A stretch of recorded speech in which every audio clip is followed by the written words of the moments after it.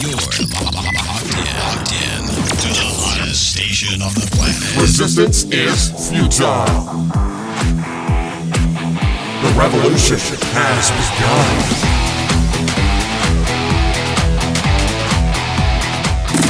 You're listening to Rebelpreneur Radio, helping you break the rules and build the business you need for the life you want. And now, broadcasting his pirate signal from somewhere beyond the status quo, here's your host, best-selling author, marketing and media strategist, Ralph Brogden. Hello and welcome to Rebelpreneur Radio. It's the show that helps you build the business you need so you can live the life you want. I'm Ralph Brogden, breaking the rules so that you can build the business you need to give you the life that you want. And you can't do that by yourself. Even though you may be entrepreneurial and there's that label solopreneur, no one builds a business by themselves, but we are part of a much larger connection that is taking place in the world today. And so learning to adapt to that and not be the pioneer, not be the solopreneur. You can be a rebelpreneur, just don't be a solopreneur. You can be in business by yourself, but you're not just for yourself. It is all part of a bigger picture. And learning how to tap into those relationships and do it intentionally is the domain of genius for today's guest. I'm speaking with Mike Regina, who is going to speak with us on social capital, creating a culture of connection. Mike is an entrepreneur. He's a philanthropist, a family man, a team player, and a leader who thrives on observing the masses and doing the opposite. That sounds just like me. I think this is a brother from another mother. So some things about Mike. He gets up at 3:30 a.m. I mean, he's got the energy, right? He's got the drive, the dedication. He's ready to go. He connects with thousands of people a year to grow their business, and he has created multi-million-dollar businesses that don't compete on price. So, Mike Regina, welcome to Rebelpreneur Radio. Ralph, thanks so much for having me. I'm excited to be here. The pleasure is all mine, and I hope that I can get some of that energy that you have that drives you to get up at 3:30. Now, I'm an early riser, and sometimes I'll get up at 3:30. More likely, I'll get up at 4:30, 5, or 5:30. But you set your alarm, or maybe you get up without the alarm. I don't know. But 3:30 is your carpe diem. How did that come about? How long have you been doing that? 30. Actually, today was 1:30. It wasn't on purpose, but unfortunately, I had a lot going through my head. So my creativeness is what kept me up after I woke up at 1:30, and I just said, okay, I might as well just get up and get going and start my daily routine.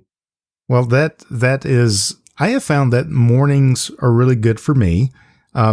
Sometimes I will get up really, really early like that. Most of the time, it's more 4:45, 5 o'clock. But what does that mean? Does it mean that we are just very creative, very energetic, very passionate? What is the significance of you getting up at 3:30 a.m.? Sure. I mean, for me, I really needed to figure out how can I accomplish all the things that I need to accomplish, throughout my day. And I found that in order for me to really maximize my impact on others, I had to take care of myself first, right? So first thing that I do is I get up, I do time in prayer, I do a devotional, and then I go to the gym. And then after that, I go right to the office. So typically I'm in the office anywhere between 5 and 6 a.m. So I really stress to many people that you really have that early morning routine where you are taking care of yourself, because that allows you to give more of it, right? So I talk to a lot of people that are always like, I don't have time, I don't have the energy, I don't have this, I don't have that. I encourage people to, guess what? Get up a little bit earlier and do it in increments of 15 minutes. Right? Each week. So you continue to get up earlier and then go to bed a little bit earlier. So those are the things that, that I do that help me maximize my day. And again, also maximize my impact to my team and also our customers. I love that because it's really, there's a couple of things I like about it. First, it is putting yourself first, which is not a selfish thing. It is the difference between surviving and thriving. In order to give a lot, you've got to be able to receive a lot and take care of yourself. And so putting self-care first, I think that's really, really critical to be able to accomplish the magnificent things that you want to accomplish. The other thing I like about that is you are very intentional, and that is one of the mindsets, one of the philosophies that you bring to the table. You are an entrepreneur, a philanthropist. Tell us how you got started on this entrepreneurial path and that moment when you realized you couldn't be all that you wanted to be by working for someone else. Sure, absolutely. It actually started at a young age when in high school, my father owned a couple of office buildings, and he said, "Hey, Mike, there's a lot of cars here. Why don't you do a car wash and detail?" And I said, "Absolutely." So throughout my high school career in the summers, I washed cars and detailed cars, ran up and down the hallways, and really learned how to, one, maximize my time, how to be efficient in a business environment, and then also how to, working hard, the rewards of working hard just for myself, right? So I was able to create, $25 an hour income, by hustling and doing, and creating my own business, so to speak. So that's where I knew then that my energy and my time was going to be best spent by having my own business. Excellent. And from there, you have gone on to create several $1 million businesses. What are those businesses like? What are those industries that you have been and are working in right now? Sure. So my brother and I, we started our first company back in 2003, Big Sky Enterprises. So we're construction managers and design builders and specialize in the automotive space, churches, private schools, really everything in just the commercial space. We don't do any residential. In addition to that, our other company is Global Post Auditing Solutions, where we provide post auditing of freight payments and supply chain management services for Fortune 500s. And then my newest venture is MikeRegina.io, which is my motivational speaking platform. Excellent. So I can see why someone like you needs to get up at 3:30 a.m. to be able to accomplish all the things that you want to accomplish. Tell us a little bit more about your motivational speaking and your the MikeRegina.io and that venture. What's your motivation there, and what are your goals? Sure. So my motivational speaking platform is where I help sales teams, organizations, or conferences maximize their ROI by creating a culture of connection. So I've developed creating a culture of connection years ago, which fosters a philosophy within an individual or group to give of one's time, to give of one's talent or contacts for the benefits of others without expectations of reciprocity. So a decent amount of my success that I've been able to accomplish with my other businesses is attributed to that. So I'm passionate about sharing that with others. Excellent. And so this idea of social capital, give us a kind of an overview of what that looks like, how that actually works in creating this culture of connection. Sure. Social capital is just like your human capital or your financial capital. Social capital is really the third part to a business. And a lot of people, I shouldn't say a lot of people, but there is a decent amount of people that don't put a real heavy priority or prioritize on the social capital side. So social capital, there really is no definitive or universal definition. It's really your network. So, to me, that's why I'm so bullish on really honing in on creating a culture of connection and developing your social capital. Especially, I've experienced it myself where our construction management company, Big Sky, is 100% referral based. Mm-hmm. In addition to that, when we started Global Post Auditing Solutions, we were able to acquire clients quickly because of our network. So the beauty of social capital is that relationships are transferable.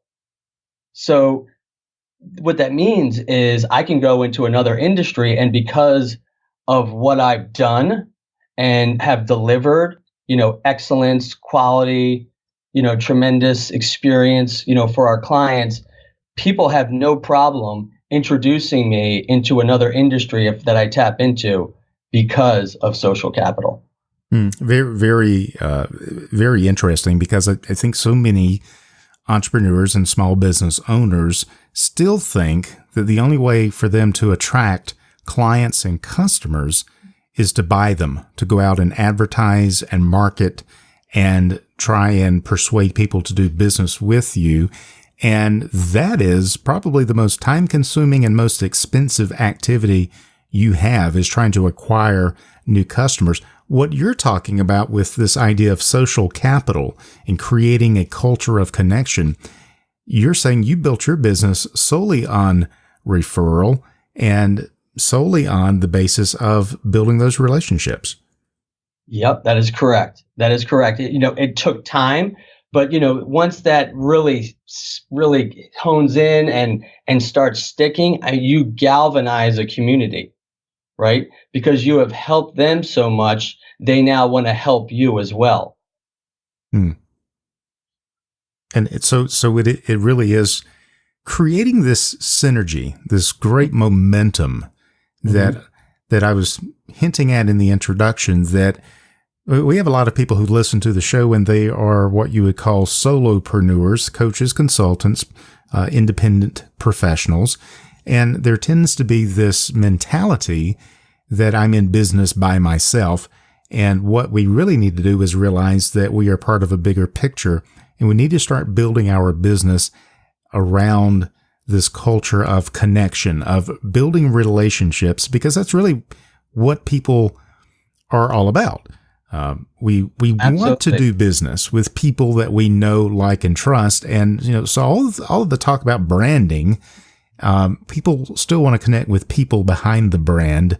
And to do that, there's got to be a mind shift away from this, I'm going to do this all by myself, to making this paradigm shift towards a culture of connection. But why is this so difficult? What is the biggest problem or the greatest barrier when you're helping people to try and understand the importance of social capital? There's got to be some hindrances there, because this does not come naturally to a lot of people. Sure. I think, the most common problem that people have or organizations have is they don't network with an intentional process, or creating a culture of connection. They just have that shotgun approach, to developing relationships where they try to meet as many people as they can and drive all over the place in order to have coffee, to have lunch, etc., whatever that may be. But that is not the most effective or efficient use of your time. So it's really focusing on, hey, you know what? It's not just going to be with me. How do I leverage the relationships? How do I create that culture of connection?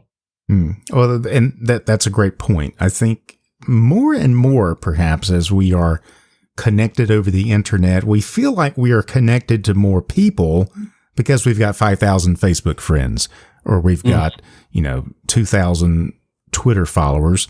But you're not talking about just getting friends and followers, likes in some kind of a technology place. You're talking about actual real world creating connections, which is very powerful. And I think that's very strategic to think about, because so many, even though we are more connected now than ever before with technology, people still feel lonely and isolated, which it's kind of a paradox, isn't it? Mm-hmm. Absolutely. Absolutely. Yeah, it's all about being proactive and, having that mindset of like, hey, guess what? I am going to put these people together. I am going to take myself out of the picture for the purposes of helping two people come together for the benefit of doing business. Now, it is hard, right? So in terms of, there are some people that are introverts and some people that are extroverts. The beauty of creating a culture of connection is you utilize your strengths, right? So if you are someone that, hey, guess what? I work behind the computer. I like people.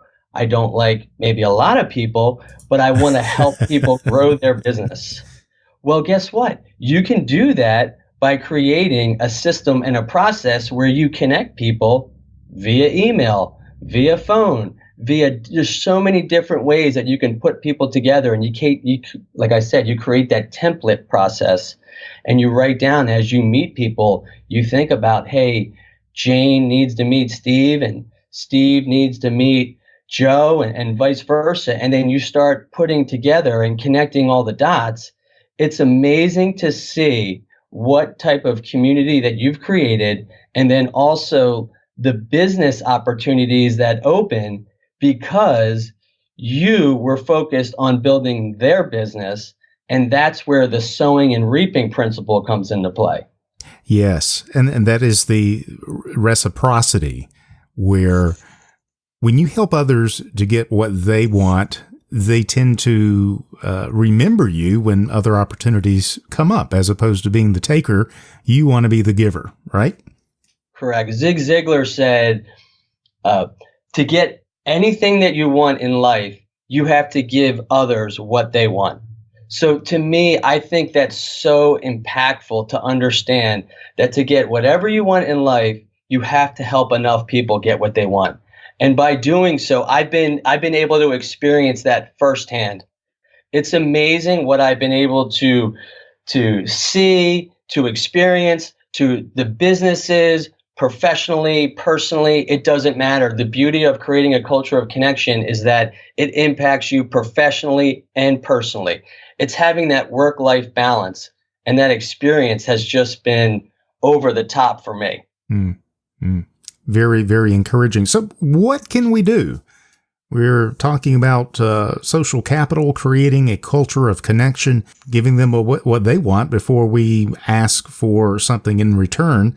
What are some steps that we can begin to do to move towards this culture of connection?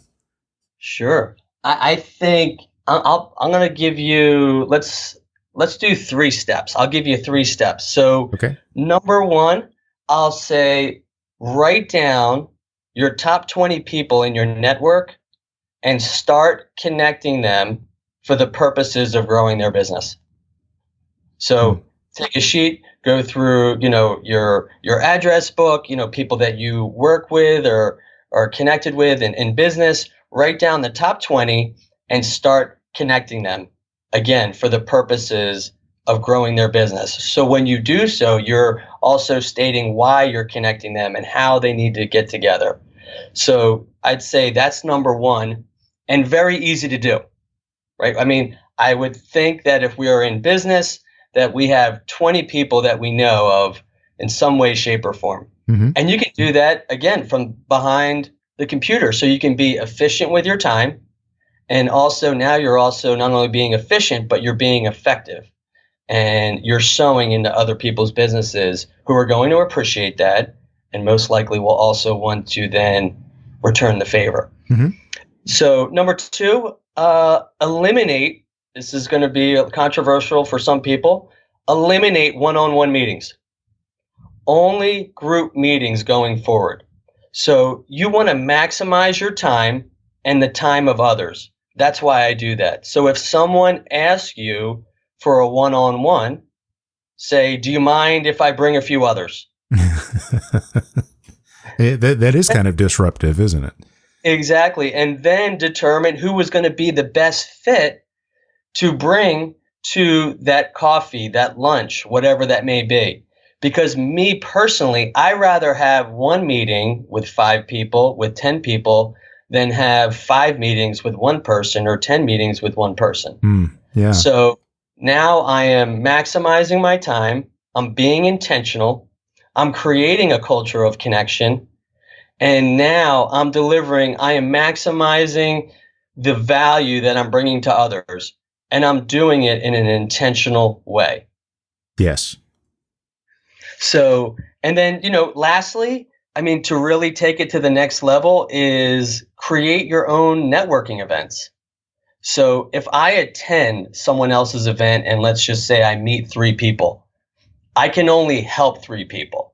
But if I host an event, whether it be a happy hour, a dinner, a lunch, whatever it may be, I help everyone, whether it be directly or indirectly. So if you start doing like those 3 steps on a consistent basis, you're going to begin to galvanize a community. And when the reaping after sowing kicks in, it's game over. Very, very powerful and very true as we begin to put these into practice. I mean, this is how Rebelpreneur Radio has really created so much momentum by doing the things that you're suggesting, and it's all on referral.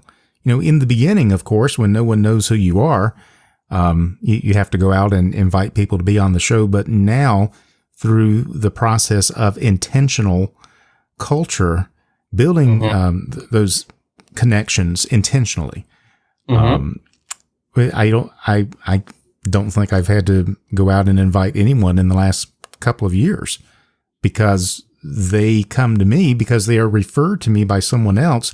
And at that point that you've really got something that is snowballing, and I can focus on taking care of my guests and having a fun conversation and just expanding my knowledge, expanding my awareness, expanding my network. And that really puts me in a fun position to be able to implement a lot of these principles that you're talking about. Sure. And also you're being more efficient with your time, right? So you're creating a better work-life balance because you're no longer having to go and chase people to come on the show. And now it's just coming to you. The question is, how do you continue to leverage that into other areas as well? Right. So lots of opportunities here. So if you are listening and you're thinking about how this would apply to your business, it applies, first of all, with your existing network. Like Mike said, write down the top 20. Yeah, don't go overboard. Don't try to do 200. Just start with 20 and start connecting them and just let it build from there. You will be amazed and surprised at how quickly this thing can grow. Mike, how would working with someone like you or bringing you in, for example, as a keynote speaker, how would that really improve an organization's chances for success in creating these cultures of connection? Sure. So studies have shown that social capital can increase your sales up to 33%. And I'm living proof of that. So I think anyone that has a desire to increase their sales 33%, I would think would be very interested in knowing more. Right? So yeah, that's pretty straightforward.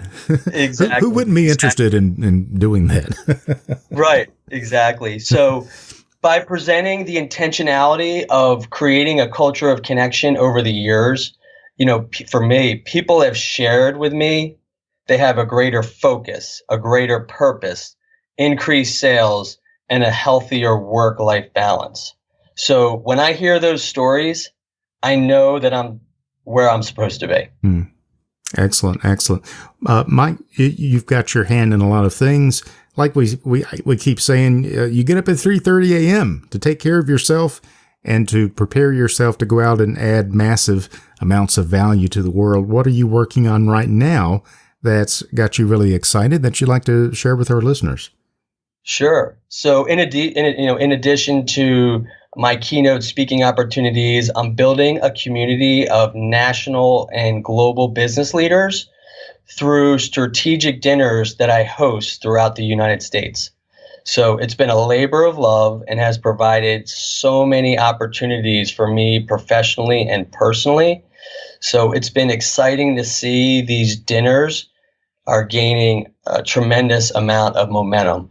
And the philosophy of these dinners are where I invite people that are connected nationally or internationally to a dinner in a particular city. And then what we do, for example, is we'll take 10 people and we'll have the dinner. And then after that, we split the group in half, 5 and 5. So the 5 on the one side is going to be responsible to bringing 2 people to the next dinner, and the other 5 are going to be responsible for bringing 2 people to the next dinner. And now we continue to leverage everyone's relationships. And then we're also in the process of bringing together all these cities through, through a website, through an exclusive website that people will be able to attend and also connect with people all throughout the world. So that right there is what's really got me excited and opening up tremendous doors for me on the professional side, but then also on the personal side, because, you got to smell the roses along the way too. Absolutely. Well, that does sound exciting, and it sounds like a really interesting thing that I think a lot of our listeners will want to find out more about. How can they get in touch with you and learn more about this, about your speaking opportunities and other things that you have available? Sure. I'd encourage them to go to mikeregina.io. On there, you can learn everything that you need to know about who I am, what I'm doing, and there's also forms there. And I would love to be of value to you in any way that I can. Perfect. So that's mikeregina.io, and we'll have that link on the Rebelpreneur website as well. Well, Mike, this has really been, I think, kind of a mind shift for a lot of people, that you can do more. And there's more to this than just trying to get Facebook followers or Facebook friends, Twitter followers. That might be just a small part of it. Don't settle for that. Don't be satisfied with that, but go the extra mile, make these extra connections, use technology and leverage it to make actual relationships with people online as well as offline, and really create this culture of connection. So this has really been a fantastic conversation. Mike, any final thoughts or words of wisdom that you'd like to share with our listeners? Yeah, Ralph, well, I appreciate it again. Thank you so much for having me. I think one of my favorite quotes is by, Maya Angelou, which says, "People will forget what you said, what you did, but they will never forget how you made them feel." So this game of life that we are in is not about you. And when that switch turns on, the sky is the limit for what you can attain in business and on the personal front. So as I shared earlier, I've been blessed to experience things that I've never thought were possible. So I encourage everyone that is listening, go and create a culture of connection today. Excellent words of wisdom from Mike Regina. He is an entrepreneur, a philanthropist, a family man, a team player, and a leader who thrives on observing the masses and doing the opposite. You can find out more at mikeregina.io. Thanks again, Mike, for being on Rebelpreneur Radio today. I really appreciate it. Thanks, Ralph. You've been listening to Rebelpreneur Radio with Ralph Brogden. Download the show notes and much more at rebelpreneur.com.